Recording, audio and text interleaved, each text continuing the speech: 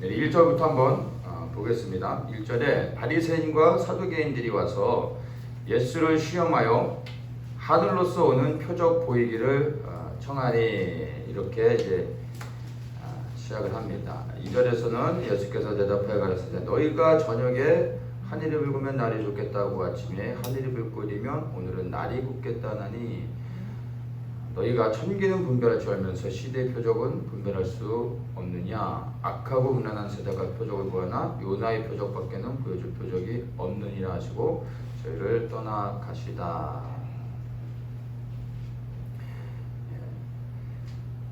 이제 바리새인들이 와서 예수님께 하늘로서 오는 표적을 구합니다. 그 말은 당신이 이스라엘의 메시아 된 것을 한번 증명해 보아라, 이제 이렇게 얘기하는 것이죠. 예수님께서 메시아 되신 증거를 구하는 겁니다. 출애굽기 12장에 보면은 하나님께서 이스라엘 백성들을 만나 주시고 그들을 출애굽하기 전에 보여주신 첫 번째 표적이 나옵니다. 그게 이제 이스라엘, 즉 그 당시에는 이제 이스라엘이라기보다는 히브리 민족이었죠. 그 히브리 민족에게 이스라엘의 하나님이 그들을 구원하신 하나님이요 열방의 하나님이시라는 것을 보여주신 첫 번째 표적이라고 말할 수 있습니다. 그 표적이 유월절 어린 양의 표적이었습니다.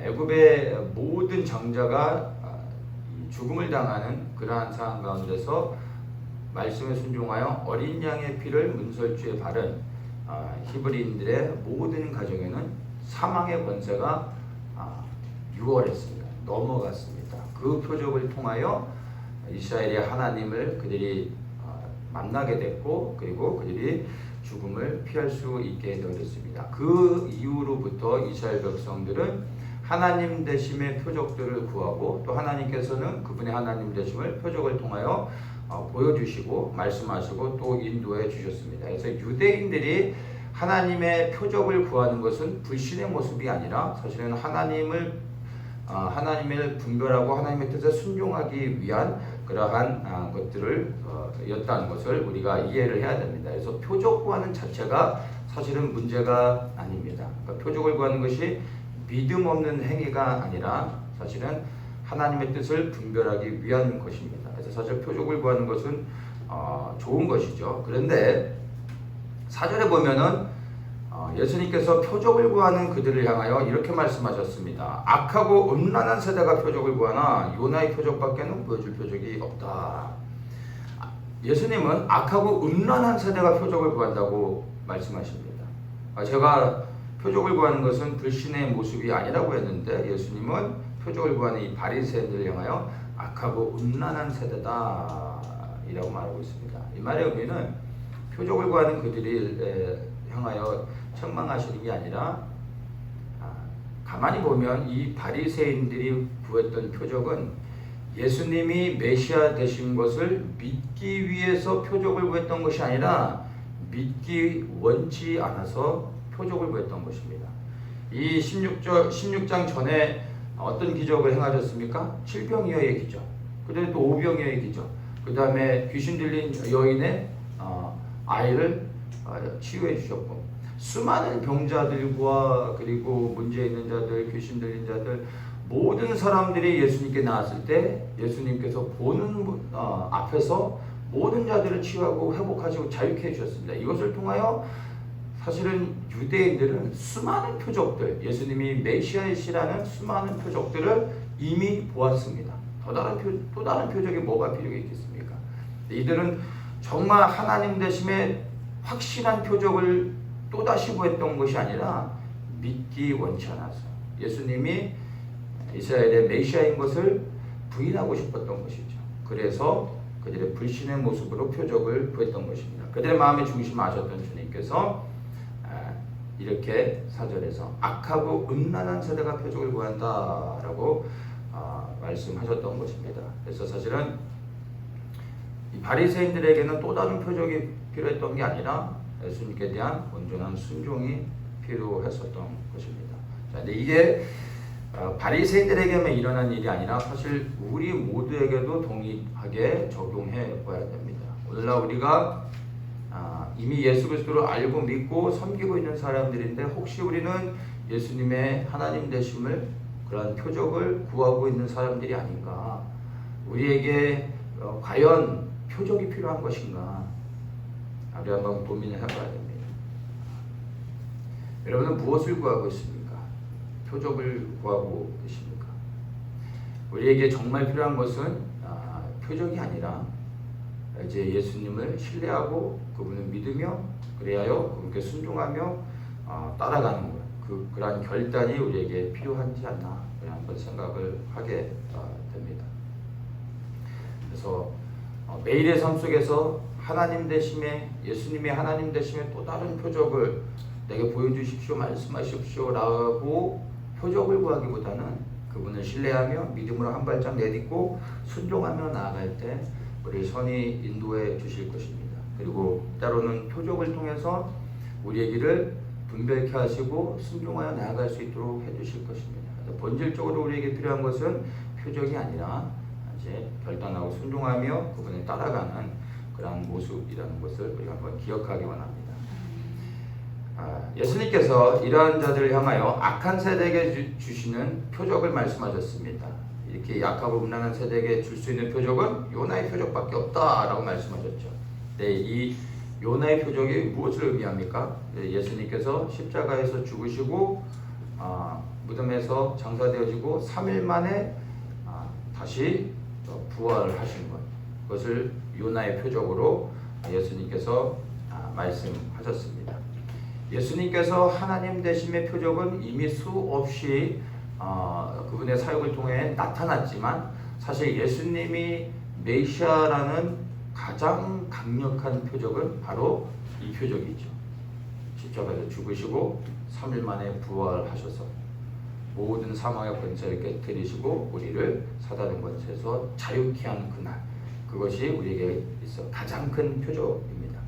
사실 우리는 이 예수님의 죽으심과 부활을 목격하지는 못했습니다. 실제로 목격하지는 못했지만 우리는 이것을 믿음으로 함께 보았습니다. 믿음의 선진들은 이것을 분명히 보았고 이것을 기록한 자들, 그리하여 예수님을 따라가는 자들, 이들은 보고서 믿은 자들입니다. 현장을 목격한 수많은 자들이 있었습니다.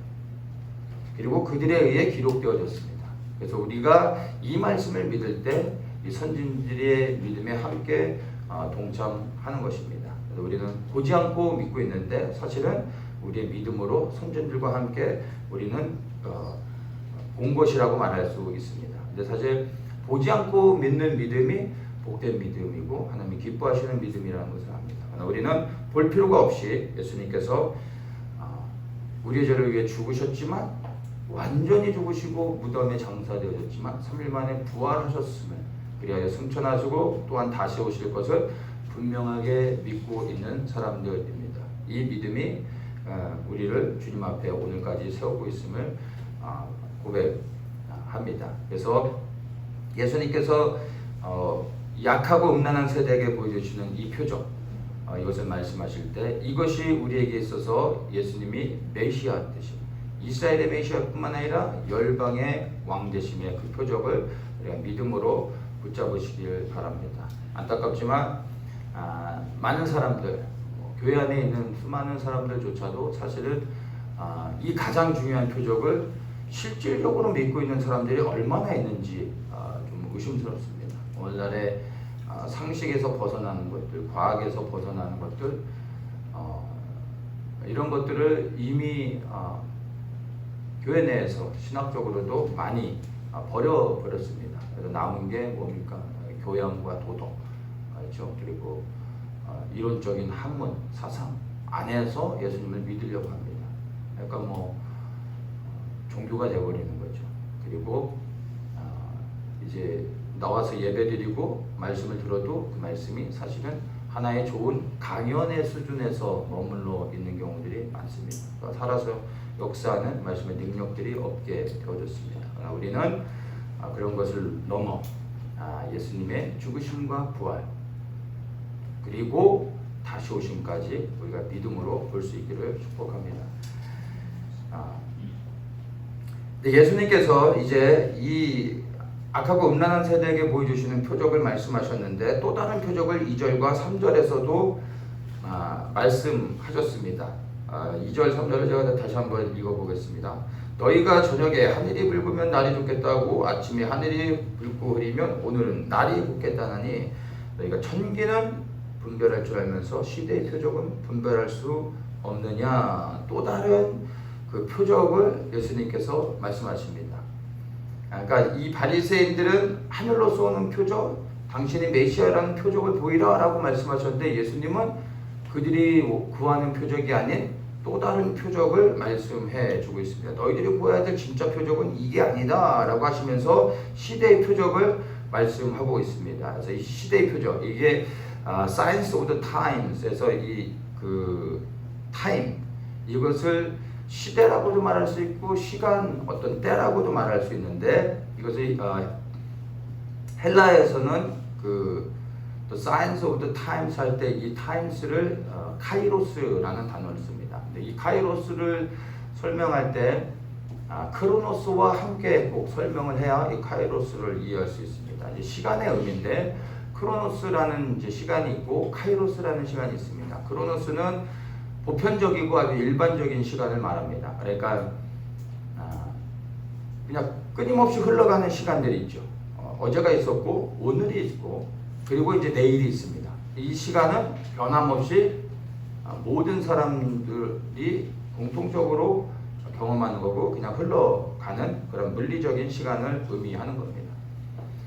그런데 이제 카이로스라는 시간이 있습니다. 이 카이로스의 시간은 보편적인 시간이 아니라 하나님의 예정된 시간을 의미합니다. 이것을 또 어떤 구체적인 의미로는 기회에 정해진 시간, 어떤 특별한 때, 시간 이렇게 얘기하는데 이 말씀은 하나님의 시간으로, 이 카이로스는 하나님의 시간으로 우리가 이해하면 될 것 같습니다. 그러니까 하나님께서 무엇을 예정하셨는데 그 예정된 시간에 하나님의 역사가 일어날 때 그것을 카이로스라고 말합니다. 전도서 3장 1절에 보면 천하의 범사가 기한이 있고 모든 목적이 이룰 때가 있다. 이때 그 카이로스라는 단어를 씁니다. 모든 목적이 이룰 때, 모든 목적이 이룰 시간이 있다라는 겁니다. 바로 이때가 카이로스의 시간이라는 겁니다. 그래서 예수님은 살아가시면서 항상 그 하나님의 시간, 카이로스의 시간에 집중하셨습니다. 사역을 처음 시작하셨을 때도 가나온 잔치에서 포도주가 떨어졌다고 예수님께 이야기하죠. 그때 예수님께서 하신 말씀이 아직 내 때가 이르지 않았다라고 말씀하십니다. 그거는 모든 것을 하나님의 시간을 집중하면서 사역을 하셨습니다. 그래서 언제 자신이 드러나고 무엇을 해야 될지를 항상 하나님께 여쭙고 그 시간을 분별하셨습니다. 그래서 계속해서 아직 내 때가 이르지 않았다, 내 때가 이르지 않았다, 끊임없이 사역 중간에 계속 그 말씀을 하십니다. 그 말씀은 곧 계속해서 하나님의 시간에 집중하셨다는 거죠. 그러다가 이제 그 잡히시기 전날 겟세마네 동산에서 뜨겁게 하나님 앞에 이 땀방울이 핏방울이 될 정도로 그렇게 기도를 하시고 그 기도가 마치신 다음에 때가 가까이 왔다 라는 말씀을 그때서야 마지막으로 하십니다. 그리고 잡혀가시게 됩니다.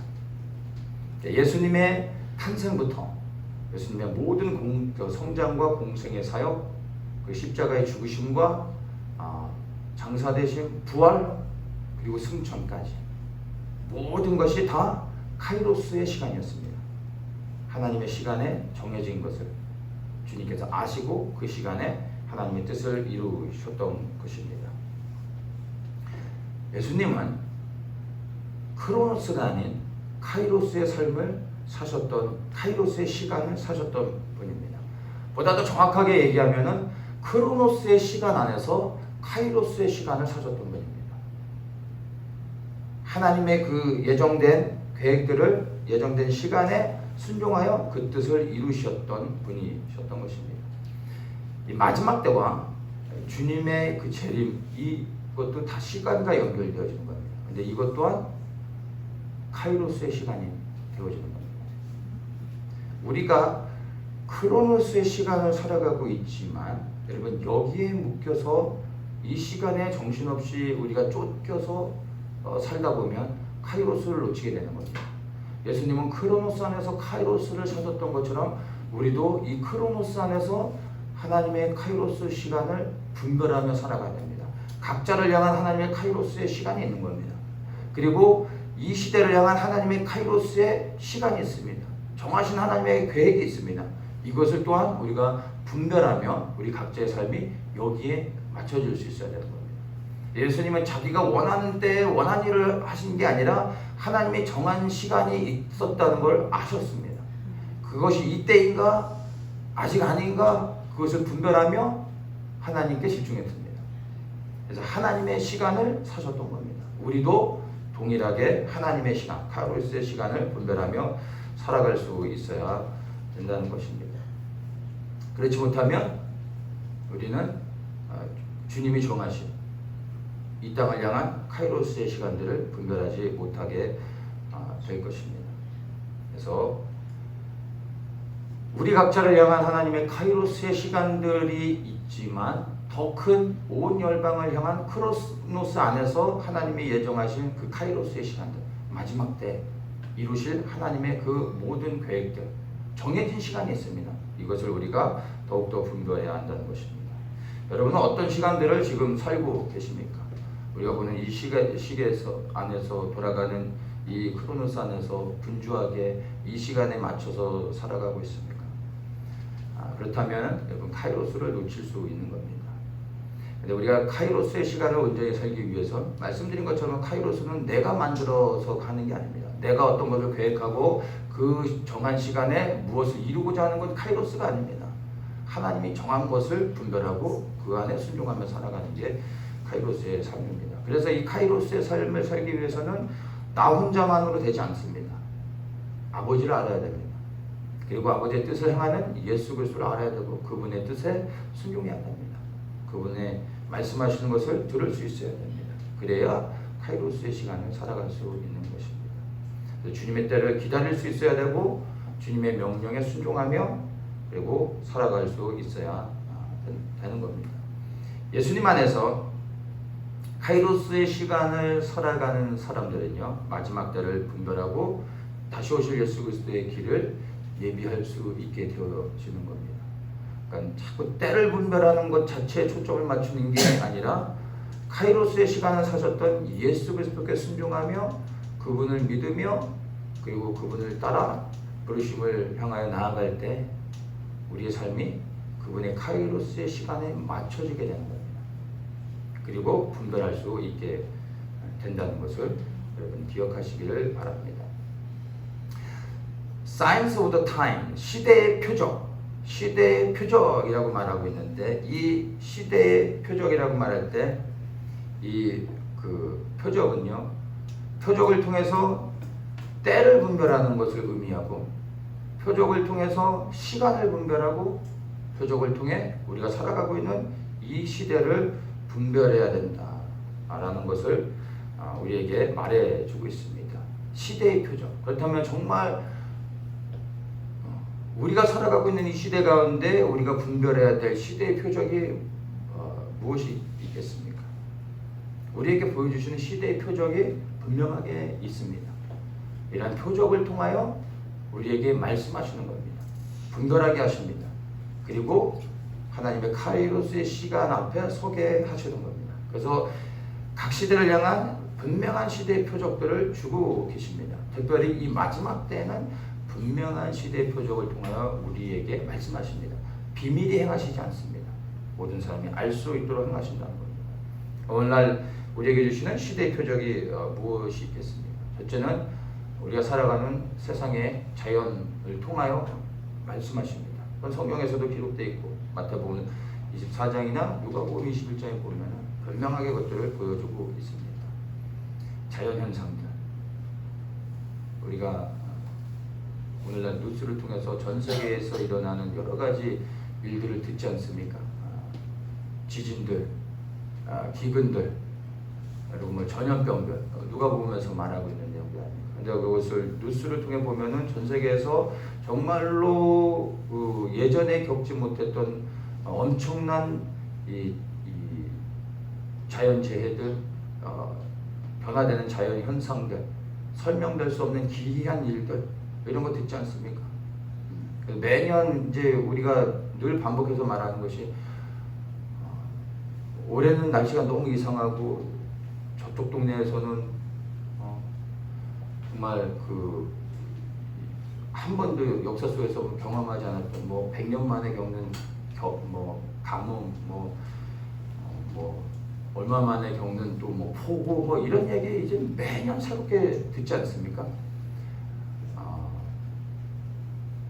겨울철에 스위스 알프스 산맥에서 눈이 없어가지고 스키 타러 온 사람들이 다 카페 앉아서 커피 마시고 있는 사진을 봤는데 불과 몇 년 전에 한겨울에 스위스 알프스 산맥에서 눈이 없어서 스키 타러 온 사람들이 푸른 초장을 보면서 커피를 마시고 있는 게 오늘날의 현실이라는 겁니다.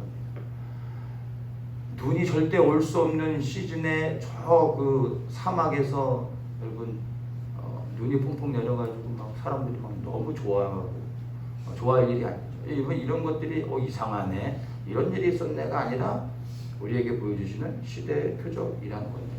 뭐 지진 같은 거는 여러분 지진의 강도와 빈도는 지난 한 10년 전과 지난 10년과 그리고 그 전에 지진 관측을 시작한 이후로부터 지금까지 그리고 10년 전 거를 따로 비교해서 보면요 그 강도와 빈도는요 비교할 수 없을 만큼 엄청나게 치솟아 올라가고 있습니다.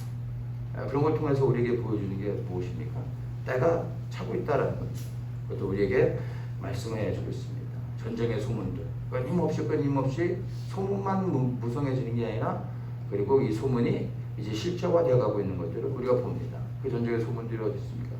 이 한반도에 저 중국에 그리고 저 중동에 이스라엘에 소문들이 점점 늘어나고 있지 않습니까? 전염병들, 코로나 다 이것이 그냥 이 시대에 한 번 있다 사라지는 일들이 아니라 우리에게 시대를 통하여 말씀해 주시는 하나님의 사인이라는 겁니다. 동성애나 뭐 낙태 이런 거 말할 것도 없죠. 옛날부터 이런 거 있었다고요.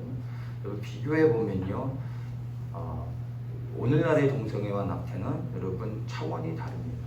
이 부분은 뭐 구체적으로 얘기는 안 하겠습니다. 이게 아주 구체적으로 얘기하면 굉장히 충격적이고 굉장히 영적인 건강에 별로 좋지 않습니다. 자세히 설명하지 않겠습니다. 그리고 음란과 폭력 마찬가지입니다. 오늘날의 음란과 폭력은요, 오늘 현대 사회의 이러한 일들은요, 더 이상 악화될 수 없는 상황입니다. 이것도 말하기도 참 그런 것들인데 더 이상 음란하고 더 이상 폭력적일 수 없는 충격적인 일들이 오늘날 세계 곳곳에서 우리의 주변에서 끊임없이 일어나고 있다는 것입니다. 이런 걸 통해 하나님의 심판이 가까이 왔음을 알고 있습니다. 그다음에 교회의 타락은 뭐 어디까지 왔습니까? 이제 하나님의 심판이 앞에 놓여져 있습니다. 교회의 대부분은 이제 배도하는 길에 편안하게 넘어져 가고 있습니다. 말씀드린 것처럼 지금 우리가 계속해서 1년 넘게 한 2년 가까이 겪고 있는 이 코로나, 주님이 우리에게 말씀하시는 거고요. 가장 큰 시대의 표적 중에 하나는 나중에 이제 또 나누겠지만은 결국에 하나님께서 온 열방을 향하여 심판하실 수밖에 없는 이유는요, 하나님의 창조의 질서를 무너뜨리고 스스로가 창조자가 되어 새로운 인류를 창조하는 것이다. 인간이 새로운 인류가 인간에 의해서 창조되어지게 됩니다. 그런 일들이 우리가 살아가는 시대에 머지않아 보게 될 겁니다. 어떤 사람들이 이런 날을 환영하며 기다리고 있습니다. 100세의 삶, 200세의 삶, 이거 막 오래 살 수 있다니까 막 기다려지는 사람들. 근데 우리 믿는 그리스도인들에게 있어서 10년을 더 살고 50년을 더 살고 100년을 더 사는 게 우리에게 정말 소망이 되어질까요? 근데 이것은 사실은 소망이 아니라 여러분 하나님의 창조의 질서를 파괴하고 스스로 하나님이 되어 이제 새로운 인류를 창조하려고 하는 것. 노아의 홍수가 이러한 일들 때문에 심판하실 수밖에 없었습니다. 근데 이러한 일들이 우리 시대에 머지않아 실현되어질 수 있다는 겁니다. 하나님의 심판이, 온 열방을 향한 하나님의 심판이 아주 가까이 왔다는 것을 알 수 있습니다. 그리고 과학을 통해서 새로운 바벨탑을 쌓고 있습니다. 우리는 그것을 환영하고 있지만 우리가 시대를 분별하며 하나님의 말씀 앞에 서서 보면 그것은 정말 하나님을 대적하는 일인 것을 알 수 있습니다. 그래서 정신만 차리고 우리가 가만히 보면요, 이 시대의 표적은 넘쳐납니다. 문제는 우리가 보려고 하지 않고 들으려고 하지 않고 있다는 것이죠. 그냥 내가 살아가고 있는 삶의 현장 가운데서 그냥 크로노스의 삶 안에서 분주하기 때문에 내가 먹고 살고 있는 일들, 내가 잘 돼야 되고 내가 행복해야 되는 이 일들에 나에게 전부가 되어져 살다 보니까 다른 것들은 보여지지 않는 겁니다. 보려고 하지 않는 것이죠. 그게 오늘날의 모습인 겁니다. 네, 여러분, 정말 우리가 정신을 차리고 호흡을 가다듬고 세상을 다시 한번 하나님의 마음으로, 시선으로 본다면 시대의 표적은 넘쳐납니다. 누가 말해주지 않아도 스스로 분별할 수 있다는 것을 우리가 알 수 있습니다. 그래서 예수님께서 이 바리새인들에게 하늘로서 오는 표적, 당신이 메시아라는 표적을 보여달라고 할 때 예수님께서 이들에게를 향하여 말씀하시는 겁니다. 너희들이 구해야 될 표적은 그게 아니라 지금 이 시대가 어떠한지를 너희들이 분별하여 보아야 된다라는 것입니다. 이것이 바리새인들에게 말씀하셨던 것뿐만 아니라 마지막 때를 살아가는 우리들에게 주님이 지금 말씀하시라는 것을 여러분 아시기를 바랍니다. 우리는 정말 어느 때보다 시대를 분별하는 것을 깨달아 알아야 되는 것입니다. 5절부터 12절을 보면요, 바리새인들의 교훈에 대해서 이야기합니다. 이 바리새인들의 누룩을 주의하라 라고 했는데 12절에 보면 이것은 바리새인과 사두개인들의 교훈을 삼가라고 말씀하신 줄을 깨달았다 이렇게 얘기하죠. 바리새인들의 교훈, 즉 바리새인들의 가르침을 말하는 겁니다. 바리새인들의 가르침을 주의하라, 이런 말씀을 하신 겁니다. 마태복음 23장에 보면 이제 예수님이 그 23장 2절에 이렇게 말씀하십니다. 서기관들과 바리새인들이 모세의 자리에 앉았으니 그러므로 무엇이든지 저희의 말하는 바는 행하고 지키되 저희의 하는 행위는 본받지 말라. 저희는 말만 하고 행치 아니한다. 이런 말씀을 하십니다. 그러니까 바리새인들의 가르침을 주의하라라고 하셨을 때 말씀의 의미를 보면은 첫 번째로 그들은 말만 하고 실제 행하진 않는다. 그러니까 그들이 말하는 것을 니들이 행하라. 이제 이런 의미로 받아들일 수 있는 겁니다. 근데 이것을 이미 마태복음 23장을 보면은 이 말씀의 의미는 다 우리가 이해할 수 있기 때문에 저 설명하지 않아도 될 것 같고요. 그렇다면은 이 바리새인들의 가르침을 주의하라라고 했을 때 그렇다면은 그들이 말하는 것을 듣고 그 말하는 것은 행하고 그러나 그들의 행위는 본받지 않는다고 했을 때 우리가 오해하지 말아야 될 부분이 뭐냐면, 그렇다면 과연 바리새인들의 가르침이 온전했는가, 그들의 가르침은 올바랐는가 라는 것을 우리가 한번 생각해 봐야 됩니다. 근데 결코 예수님이 하신 말씀은 그들의 가르침은 말하는 것은 따라 행하라 라고 했을 때 그 말씀의 의미는 그들이 가르치는 게 온전하다라고 말씀하신 게 아닙니다. 그들이 율법에서 말하는 것들을 이야기할 때 그것은 지켜 행하라고 하시는 것이지 그들의 가르침 자체가 올바르다라고 말씀하신 게 전혀 아닙니다. 만약 바리새인들이 하나님의 말씀을 올바르게 가르쳤다면 바리새인들을 비롯하여 유대인들이 메시아로 이 땅에 오신 예수님을 이렇게 못 알아보고 대적하며 십자가에 못 박을 수 있었을까요? 여러분, 구약의 말씀은요, 하나님의 모든 것들이 기록되어져 있습니다. 그리스도의 초림과 다시 오심, 그리고 이 땅에 세워질 하나님의 나라에 대해서도 다 설명해주고 있습니다. 물론 구약만 가지고서는 이걸 온전히 해석할 수 없습니다. 그래서 신약이 나오게 된 겁니다. 구약을 해석해 주는 게 신약입니다. 그러나 구약 안에 하나님의 모든 계획들이 다 담겨져 있습니다. 이 바리새인들이 정말 하나님의 말씀을 온전히 깨달으며 연구하고 묵상하였다면 메시아로 오신 예수님을 알아봅니다. 근데 그때는 알아보지 못했습니다. 온전히 가르치지 못했다라는 거죠. 본인들이 깨닫지 못했는데 어떻게 사람들을 바르게 가르칠 수 있었겠습니까? 그들이 가르침이 온전하다라는 게 전혀 아닙니다. 오늘날 이 바리새인들의 역할이 누굽니까? 저와 같은 이제 목사들이죠. 오늘날 목사들의 문제가요, 많이 못 배운 게 문제가 아닙니다. 교양과 지식에 치우쳐져 있고 행복과 번영만을 말하고 은혜와 감동만을 준다는 겁니다. 이러한 것들이 잘못됐다는 게 아니라 이러한 것들에 치우쳐 있고 이러한 것들에 초점을 맞추는 것이 잘못되어 있다는 것입니다. 근데 이게 종교입니다. 제가 이 영국 사거리에 차 타고 지나가다가 보니까 무슨 절이 있는데 무슨 성원이라고 하더라고요. 그렇게 지나가는데 그 불상이 엄청 크더라고요, 바깥에.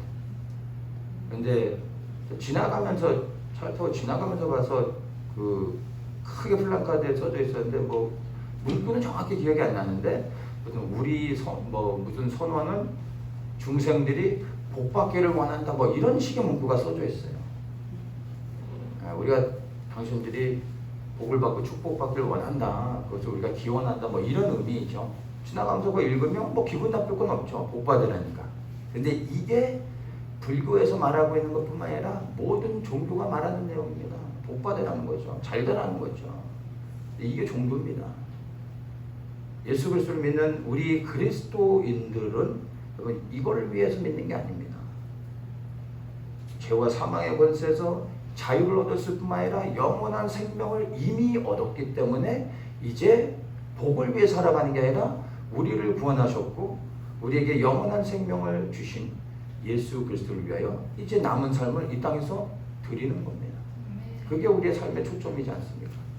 그러니까 복이 예수 그리스도를 믿은 이후로 우리에게 복이 임하든 복이 없든 예수를 믿는 것 때문에 이 세상에서 우리가 어떤 고난을 당한다 할지라도 예수님을 믿으면 복을 더 받을 수도 있어요. 세상의 복을 받을 수 있고 잘 되어줄 수도 있습니다.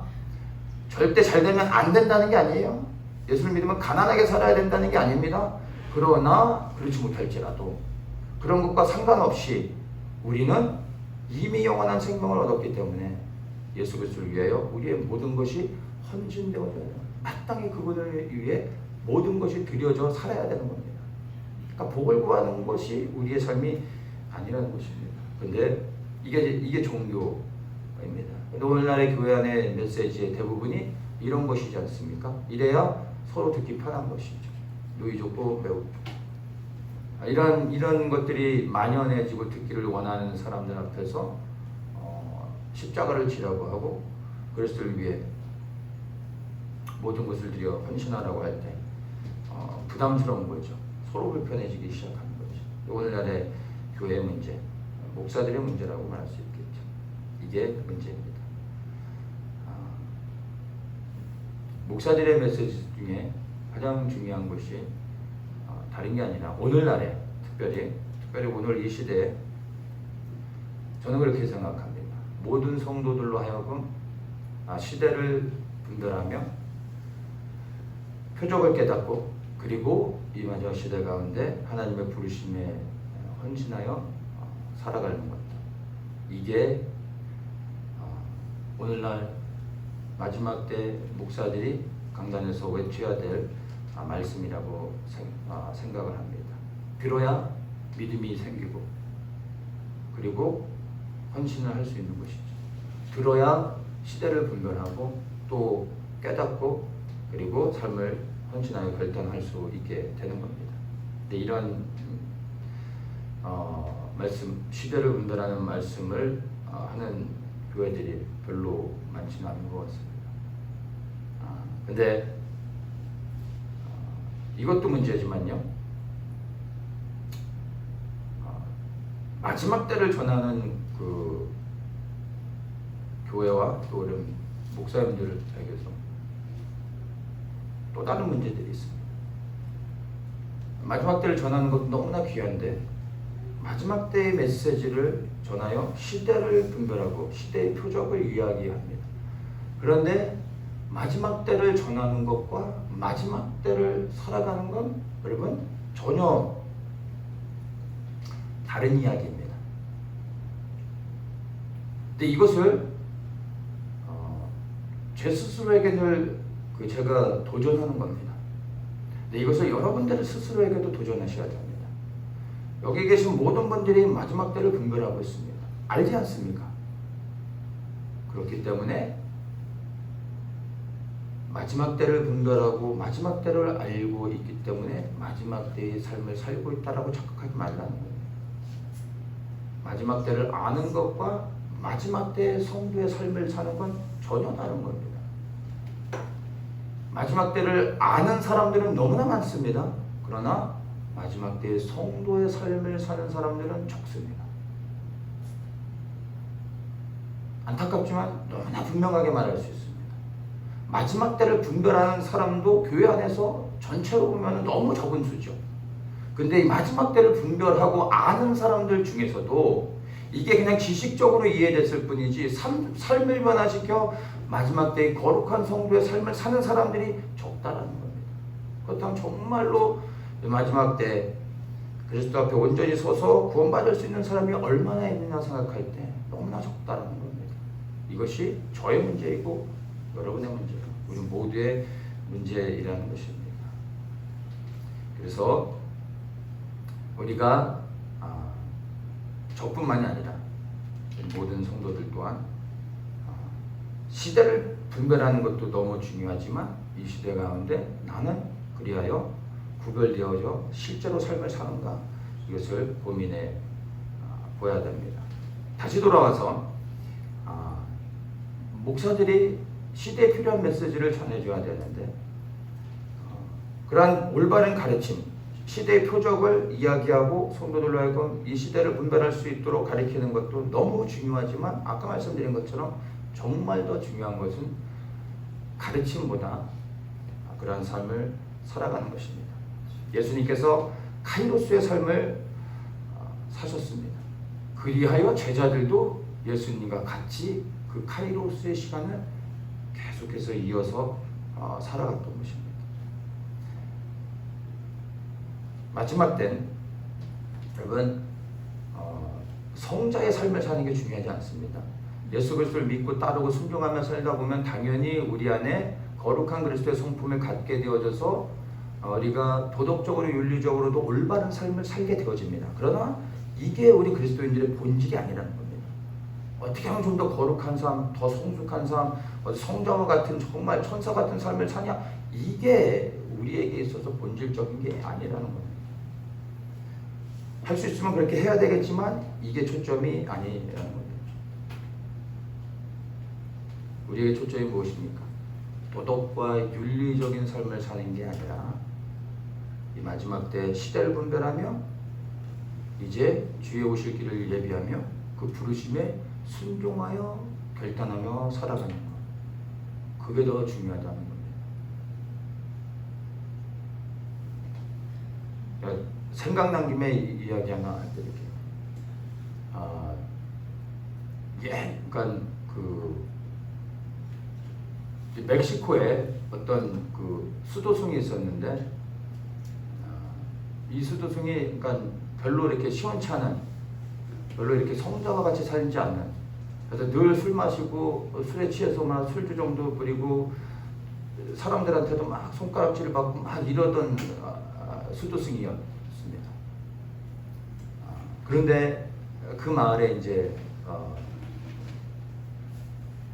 그게 이제 한 1800년대 1900년대 초의 이야기였던 것 같아요. 그래서 그 당시에는 멕시코 내에서도 종교적인 갈등이 많았는데 다른 종교가 그 지역을 장악하면서 이제 수도원이 핍박을 받게 됐어요. 그런데 마을 주민들이 정말 그렇게 성자처럼 여겼던 모든 수도승들이 다 예수님을 부인하고 저주했습니다. 살기 위해. 근데 맨날 술 먹고 취해가지고 술주정도 늘 그런 건 아니고 가끔 그렇게 실수했던 이 수도승만이 끝까지 믿음을 지키고 결국엔 매 맞아 죽었습니다. 그리고 시간이 지나 다시 이제 그들이 이제 쫓겨나고 다시 교회가 회복되어졌을 때 마을 사람들이 그렇게 손가락질했던 이 술주전뱅이 수도승을 위해 기념탑을 세웁니다. 그리고 오늘까지도 그 기념탑이 유지되고 있습니다. 제가 말하고 싶은 것은요, 다른 게 아니라 우리 눈에 보기에는 정말 아닌 것 같은, 성자의 삶과는 전혀 상관없는 사람인데, 그러나 이 수도승처럼 마음의 중심 가운데 예수님을 너무나 사랑해서 맞아 죽으면서까지도 그리스도를 부인하지 않는 그런 사람이 있다는 겁니다. 우리에게 필요한 게 이런 거라는 겁니다. 남들에게 더 잘 보이고 어떤 도덕적으로 더 깨끗해지려고 몸부림치지 마시고, 이런 거는 중요한 게 아닙니다. 예수님을 뜨겁게 사랑할 때 그분의 부르심이 무엇인지, 그분의 그 부르심 앞에 서고 그분의 다시 오실 길을 예비하며 순종하며 살아가는 것, 여기에 초점을 맞추는 게 마지막 때 성도의 거룩한 삶이라고 저는 믿습니다. 여러분도 그러한 삶이 사시기를 예수님의 이름으로 축복합니다. 그래서 이 목사들이 카이로스의 시간을 분별하며 그 카이로스의 시간을 살게 되면, 예수님이 카이로스의 시간을 사셨을 때 제자들이 동일하게 그 카이로스의 시간을 연결하여 살았던 것처럼, 목사들이 때를 분별하며 하나님의 카이로스의 시간을 살 때 함께하는 성도들도 동일하게 그 흐름 안에서 카이로스의 시간을 살 수 있을 거라 저는 믿습니다. 제가 설교는 좀 후지고, 그리고 성자의 삶은 전혀 상관이 없지만 그건 자신이 없습니다. 그러나 제가 여러분들에게 분명히 말할 수 있는 거예요. 제가 순종하며 카이로스, 하나님의 그 카이로스의 삶에 살겠습니다. 하나님께 순종하며 살며 제가 본을 보여야만 됩니다.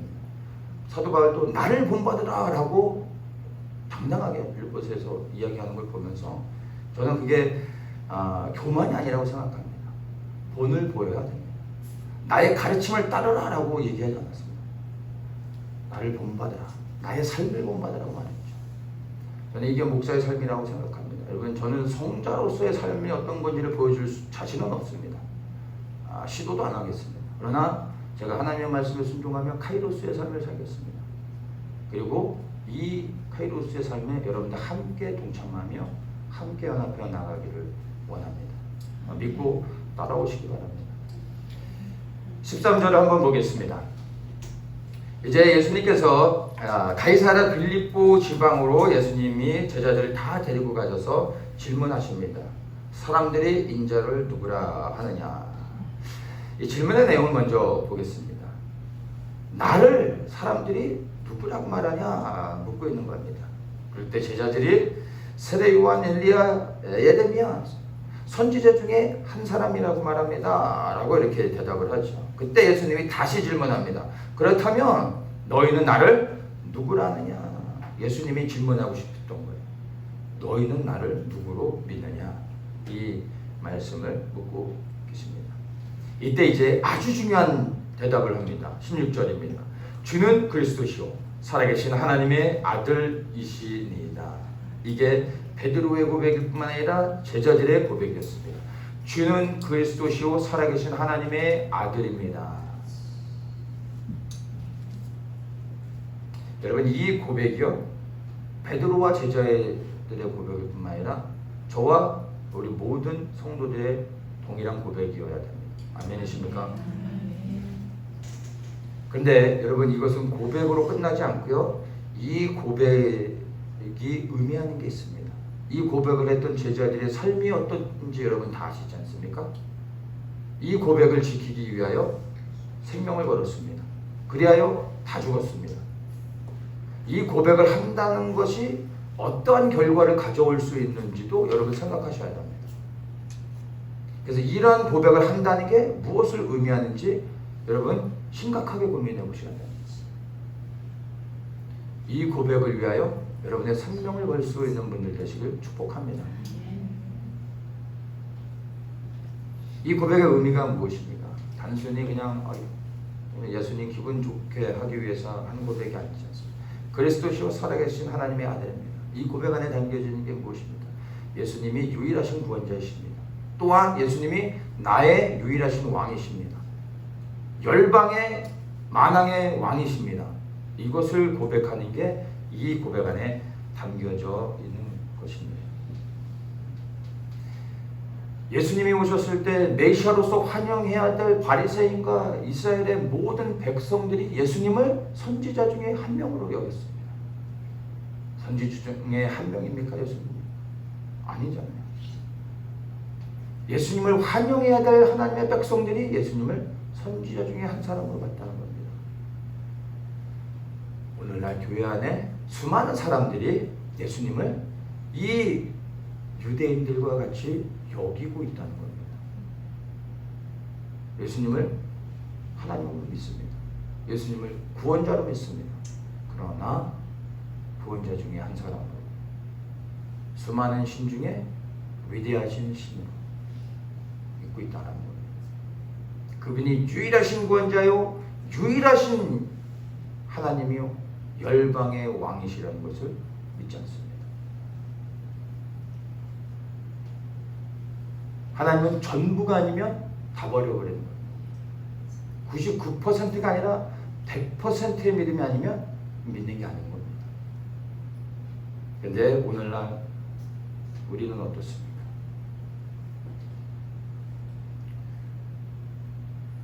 이제는 목사들이 절에 가서 설교하는 것도 유행이 되어졌고 보편적인 게 되어졌습니다. 가서 예수님이 중생을 구원하러 온 보살이라고 하질 않나. 다른 종교들 안에도 구원이 있다라고 말하죠. 또 WCC에서는 전도를 금지하는 협약을 맺었습니다. 왜냐하면 이리 올라가고 저리 올라가고 결국에 정성에 올라가면 우리 다 만난다. 모든 종교에 구원이 있다라는 거죠. 그러니까 서로 전도할 필요가 없는 거예요. 각자 종교 열심히 하면 결국엔 다 구원받는다는 거죠. 이게 얼마나 가증한 것입니까? 목사들을 통해 이것들이 보편화되어져 가고 있습니다. 아니 이렇게는 말하지 않지만 그러나 이것들을 알게 모르게 이미 허용하며 받아들이고 있습니다. 그렇게 배도는 이렇게 일어나는 겁니다. 그래서 이 베드로의 고백이 그 어느 때보다 우리에게 있어서요 정말로 두려운 고백이고 그리고 능력의 고백이고 그리고 우리의 고백이 되어야 하는 겁니다. 이 고백을 그냥 입으로 하는 게 아니라 여러분 목숨을 걸고 하실 수 있어야 됩니다. 그리고 이 고백 때문에 여러분의 생명을 내어놓아야 될 때가 올 거라고 저는 생각을 합니다. 여러분을 겁주려고 부담을 주려고 하는 이야기가 아니라 여러분 이러한 것들을 늘 고민합니다. 생각합니다. 과연 내가 주님을 지금 어떻게 믿고 있는가? 제 스스로에게 늘 질문합니다. 주님이 나를 부르시면 나는 지금 기쁨으로 갈 수 있는가? 그리고 누군가 내게 목숨을 걸고 예수가 그리스도임을 부인하라고 할 때 나는 주저함 없이 주는 그리스도시요 살아계신 하나님의 아들입니다 라고 거리낌 없이 말할 수 있는가? 저는 이걸 늘 고민해 봅니다. 늘 고민하지만 이게 자연스럽게 아멘이라고 저 또한 나오지 않습니다. 이게 솔직한 고백이에요. 그러나 이걸 가지고 늘 주님 앞에 두려움으로 서고 몸부림치는 겁니다. 그런데 이것이 저뿐만이 아니라 우리 모두의 고민이고 이 고백을 가지고 두려움 가운데 주님 앞에 설 수 있어야 되는 것입니다. 이 고백을 지키는데 여러분의 모든 것을 거시길 축복합니다. 우리의 생명보다 예수님께서 유일하신 구원자시고 만왕의 왕 되심을 인정하고 그분을 높이는 것이 여러분 더 귀한 것입니다.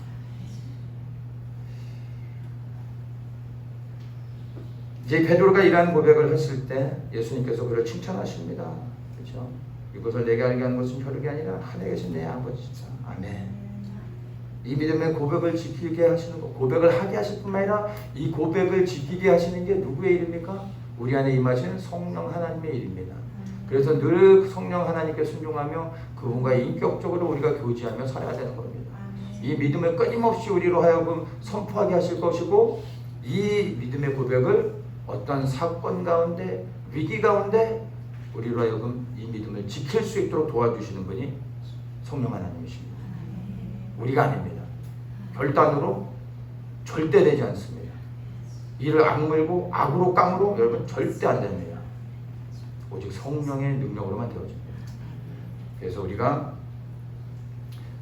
성령님을 우리 안에 인격적으로 모시고 교제하며 계속해서 성령의 충만함 안에 살아갈 수 있어야 되는 겁니다. 예수님께서 이렇게 칭찬하시고 난 다음에 베드로에게 이렇게 말씀하시죠. 18절에 또 내가 내게 이르노니 너는 베드로라. 내가 이 반석 위에 내 교회를 세우리니 음부의 권세가 이기지 못하리라. 이러한 고백을 한 베드로에게 너 위에 내가 교회를 세우겠다라고 합니다. 베드로가 반석이라는 의미를 갖고 있는데 베드로 위에 교회를 세우시겠다고 말씀하셨습니다. 근데 이 말씀의 의미가 베드로라는 사람 위에 교회를 세우시겠다라는 것이 아니라 예수님에 대한 이러한 온전한 믿음의 고백 위에 하나님의 교회가 세워진다라는 것을 말해주고 있는 것입니다. 여러분, 교회는 건물이 아닙니다. 주는 그리스도시요 살아계신 하나님의 아들입니다 라는 믿음의 고백을 생명 걸고 지키고 살아가는 사람들이 모여진 곳이 교회라는 것입니다. 이러한 교회는요 뭐라고 말합니까? 음부의 권세가 이기지 못한다 라고 말합니다. 아멘. 음부의 권세가 이기지 못합니다. 여러분, 음부의 권세가 무엇입니까? 사망. 음부의 권세, 가장 강력한 음부의 권세, 사단이 가지고 있는 가장 강력한 능력이 무엇입니까? 사망입니다. 이 사망을 모든 사람들이 두려워하는 겁니다. 그런데 여러분, 주는 그리스도시요 살아계신 하나님의 아들입니다라는 고백을 한 사람들에게는 음부의 권세, 사망이 이기지 못한다는 것입니다. 아멘. 이것이 우리의 능력이고 소망이 되기를 축복합니다. 마태복음 10장 28절에 이렇게 얘기하죠. 몸은 죽여도 영혼은 능히 죽이지 못한 자를 두려워하지 말고 몸은 능히 지옥에 면하신 자를 두려워하라 라고 말하고 있습니다. 우리가 정말 두려워할 것은 여러분 사망이 아닙니다. 이미 우리는 이 믿음의 고백을 드리며 순종하며 살아갈 때 영원한 생명이 우리 안에 주어졌습니다. 우리가 정말 두려워해야 될 것은 우리의 영혼과 혼 그리고 육을 영원토록 지옥에 면하실 수 있는 유일하신 하나님을 두려워해야 되는 겁니다. 그래서 이분을 믿고 순종하며 살아가는 것이 우리에게 가장 중요한 것입니다. 그래서 우리는 우리의 심령 안에 여러분 견고한 믿음의 반석을 세울 수 있어야 됩니다. 그 믿음의 반석, 그 믿음이 무엇이겠습니까? 내게 복을 주신다는 것, 내가 예수님을 잘 섬기면 내게 축복해 주시고 행복하게 살아갈 수 있게 해주시고 내가 원하는 것을 들어주신다는 그 믿음입니까? 아니죠. 이 믿음은 또다시 얘기합니다. 주는 그리스도시요 살아계신 하나님의 아들입니다 라는 이 믿음의 고백, 이 믿음의 고백 위에 우리가 교회가 세워지고 이 믿음의 고백을 반석으로 삼아 우리가 그리스도 앞에 서야 된다라는 것입니다.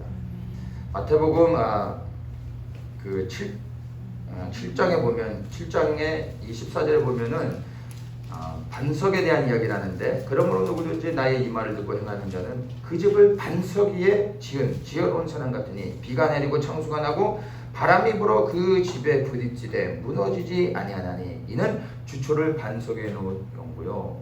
이 말을 듣고 행치 아니한 자는 그 집을 모래 위에 지은 어리석은 사람 같다. 비가 내리고 창수가 나고 바람이 불어 그 집에 부딪히면 무너져 그 무너짐이 심하리라. 여기에서 제가 나누고 싶은 한 가지는요, 반석 위에 집을 지을 때 나중에 거대한 폭풍우가 몰려와도 그 반석 위에 집을 지은 사람은 결코 집이 무너지지 않는다는 것입니다. 집을 잘 짓는 게 중요한 게 아니고요, 반석 위에 지어야 된다는 것입니다. 근데 이 반석이 지금 우리가 나눴던 것처럼 무엇입니까?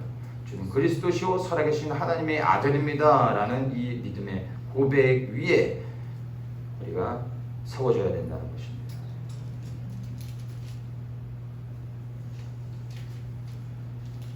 여러분, 우리의 믿음의 반석을 견고히 해야 될 때입니다. 뭐냐 하면 언제인지 알 수 없지만 머지않은 시기에 우리의 모든 믿음을 뿌리채 흔드는 엄청난 폭풍우가, 눈에 보여지는 자연의 폭풍우가 아니라 우리 믿음을 도전하는 엄청난 시련이 다가올 것입니다. 그래서 지금 우리의 믿음의 반석을 견고히 하는 게 그 어느 때보다 중요합니다. 지식적으로 그리스도를 알아가는 게 중요한 게 아닙니다. 주는 그리스도시요 살아계신 하나님의 아들입니다 라는 이 고백에 담겨져 있는 의미를 생각하며 반석을 견고히 하는 것, 이것이 정말로 중요하다는 것입니다. 이렇게 반석 위에 우리의 믿음의 기초를 세우고 주님 앞에 순종하며 살아갈 때 폭풍우가 임할 것이지만 결코 그 집은 무너지지 않을 것입니다. 이렇게 세워진 이 반석 위에 세워진 교회는 고난과 핍박 가운데서도 결코 무너지지 않습니다. 그래서 우리가 보고 있지 않습니까? 북한의 수많은 교회들이 드러나지 않고 있지만 그 지하 교회들이 더욱더 흥망할 수 있는 게 무엇입니까? 이 믿음의 반석 위에 세워졌기 때문입니다. 중국에서 엄청난 핍박들이 임하고 있습니다. 그런데 들려오는 소식은요, 교회는 더욱더 수많은 사람들이 예수님을 믿고 돌아오고 있다는 겁니다. 어떻게 이런 일이 일어날 수 있습니까? 반석 위에 세워졌기 때문에 가능한 것입니다. 그리고 이제 이러한 일들이 이 대한민국 땅에도 일어나게 될 겁니다.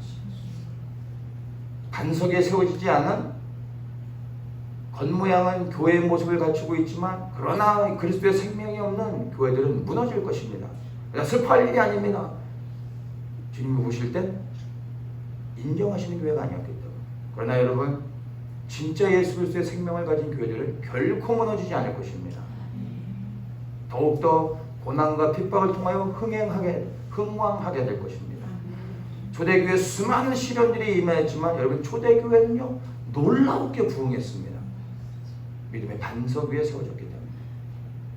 코로나로 인하여 한국교회들이 무너져가고 있습니다. 그러나 하나님이 보실 땐 그렇지 않습니다. 아닌 것들을 무너뜨리고 있는 것이고요. 이제 하나님 보실 때 기뻐하는 교회들은 더욱더 모이기에 힘쓰며 부르짖어 기도하며 견고히 세워질 것입니다.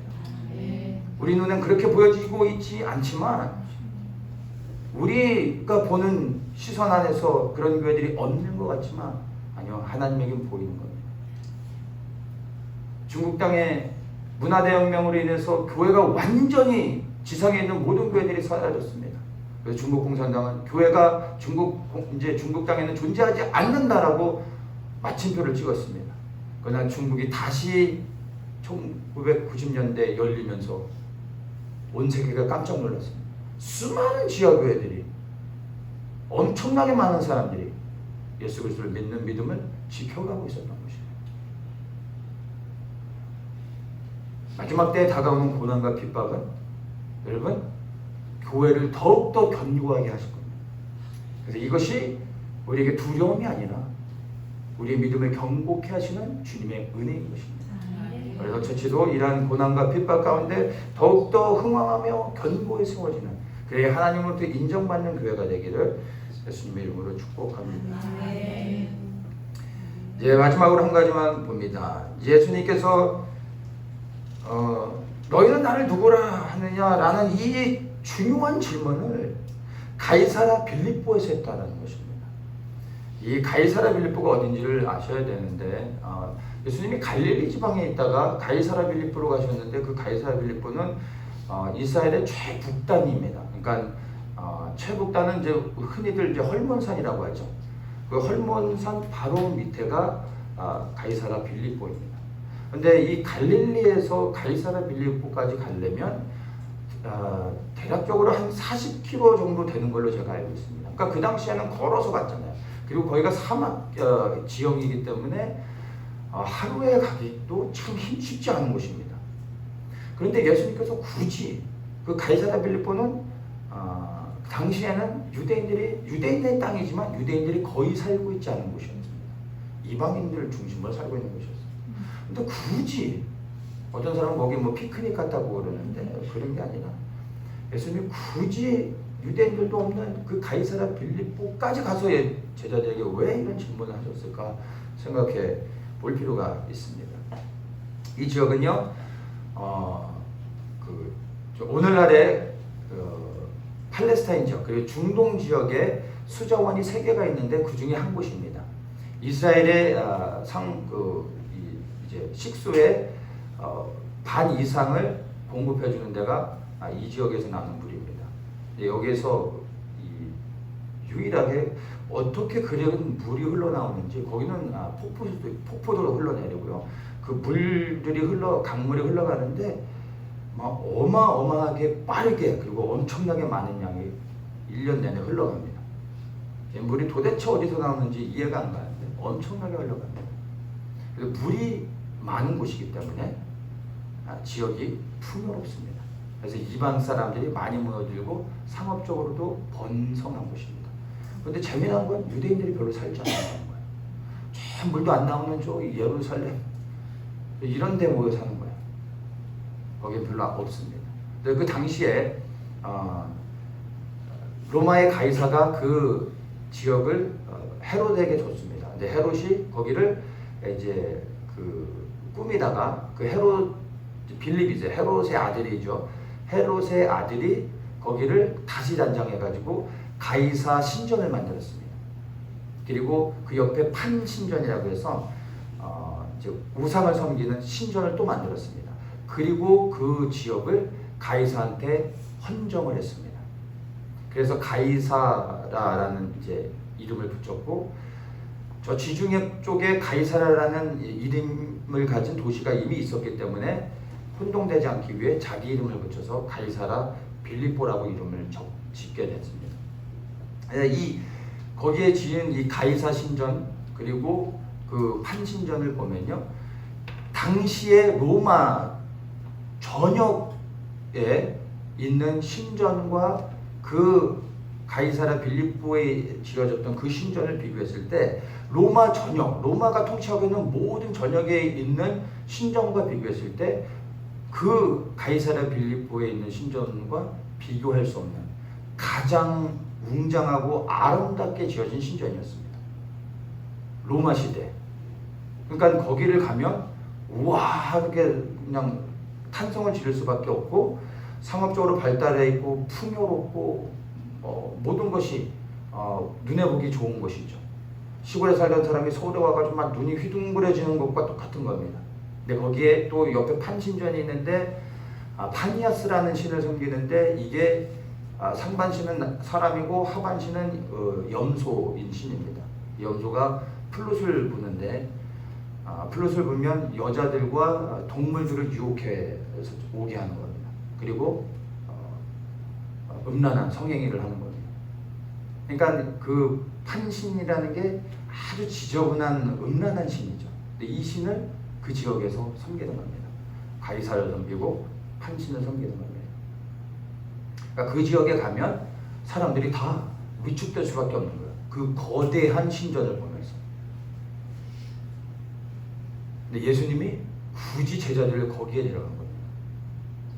거기에 그 신들, 세상의 신들, 정말 딱 봤을 때 고개를 숙일 만한 그 웅장함한 앞에서 초라한 예수님의 모습이 어떻겠습니까? 얼마나 초라하게 보였겠습니까? 근데 그러한 자리에서 예수님이 제자들에게 묻는 것입니다. 너희는 나를 누구라 하느냐? 이 질문은 너희는 저것을 섬길 거냐? 나를 섬길 것이냐? 시각적으로 예수님의 제자들 앞에서 도전하는 겁니다. 대부분의 사람들은 누굴 섬기겠습니까? 웅장하게 지어진 화려한 신을 섬기지 않겠습니까? 그 신전에 가서 절할만 한번 해볼만 하지 않겠습니까? 종교심이 발동되지 않겠습니까? 그 신전을 보다 예수님을 보면 얼마나 허접합니까? 때가 꼬작꼬작 묻어있고 옷은 다 더럽혀져 있고 뭐 별로 나올 것도 없는 것 같고, 그런 상황에서 예수님이 제자들에게 도전했던 것입니다. 근데 이러한 상황 가운데서 베드로가 예수님의 제자들이 주는 그리스도시요 살아계신 하나님의 아들입니다 라고 고백을 한 겁니다. 위대한 고백인 것이죠. 주님께서 우리에게 동일한 질문을 지금 하고 계십니다. 우리가 살아가고 있는 이 세상, 눈에 보기에 얼마나 좋습니까? 부족함이 없지 않습니까? 세상은 점점 발달하면서 우리가 조금만 기다리면 영생할 수 있는 것들을 만들어준다고 합니다. 행복하게 해준다고 합니다. 뭐 기본생활 보장해서 뭐 준다고도 하잖아요. 그런 일이 곧 일어날 것 같습니다. 살만할 것 같지 않습니까? 그래서 여러분은 누구를 섬기겠습니까? 우리에게 주시는 도전인 겁니다. 세상의 신을 섬기면 우리에게 평화롭게 행복하게 부유하게 살 수 있는 것들이 보장되어 줄 것입니다. 그러나 그리스도를 선택하면 여러분 핍박과 고난이 있을 겁니다. 손가락질을 당하고 매를 맞고 결국엔 목이 잘려 죽는 일들이 우리에게 일어날 수 있다는 겁니다. 그런 상황 가운데서 여러분 누구를 믿을 것입니까?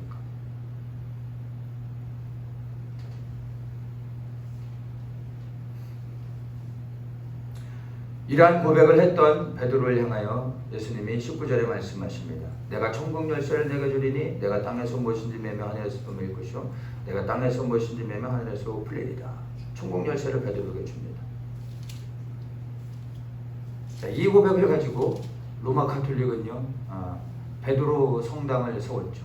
베드로 무덤 위에 베드로 성당을 세우고 우리가 이 천국 열쇠 를 가지고 있다 라고 로마 가톨릭이 이렇게 얘기하고 있죠. 그래서 구원은 로마 가톨릭이 주는 겁니다. 왜냐하면 이들이 베드로 성당을 갖고 있고 그리고 천국 키를 갖고 있다고 생각하는 거죠. 그래서 구원은 로마 가톨릭만 있다고 고백하고 있는 게 로마 가톨릭의 정신없는 소리입니다. 근데 정말 그렇게 됩니까? 이 말의 고백이 무엇입니까? 주는 그리스도시요 살아계신 하나님의 아들입니다 라고 고백하며 그 고백 위에 순종하며 살아가는 자들에게 천국 열쇠가 있는 것입니다. 우리가 매면 매입니다. 우리가 풀면 풀어지는 겁니다.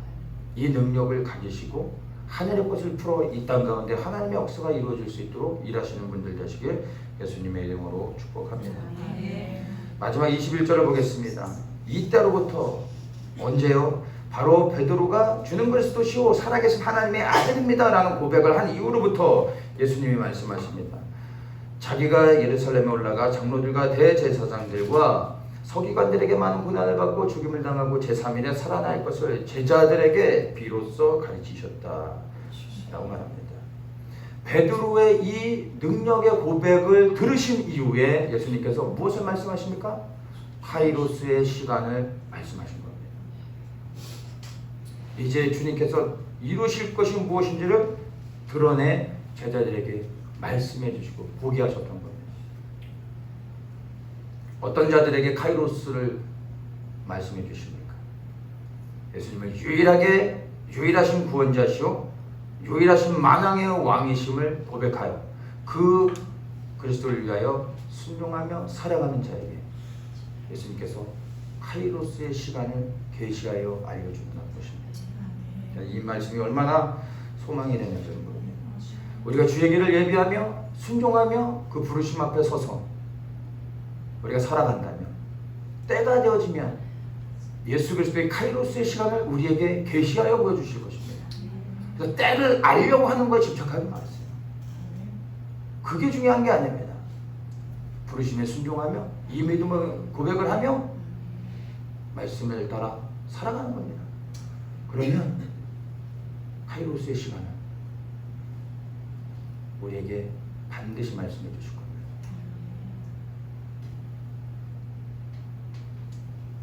이 크로노스 안에서 카이로스의 삶을 살며 주의 오심을 준비하여 그렇게 주님을 기쁘시게 하는 삶을 살아가시게 예수님의 이름으로 축복합니다. 함께 기도합니다. 좋으신 하나님 감사합니다. 우리에게 영원하신 예수 그리스도의 왕되심이 우리 입술의 고백 가운데 끊임없이 선포되게 하여 주시고 이제 곧 이루실 하나님의 뜻, 그 카이로스의 시간을 소망하며 인내하고 기다릴 수 있는 저희들 되게 하여 주십시오. 때가 이름에 우리에게 말씀하여 주시고 우리의 길을 여시고 구원의 자리를 인도하여 주십시오. 우리는 그때까지 우리를 불러주신 그 자리에서 변함없이 요동함 없이 순종하며 그 부르심의 자리를 지켜나가는 저희들 되게 하시옵소서. 예수님의 이름으로 기도합니다.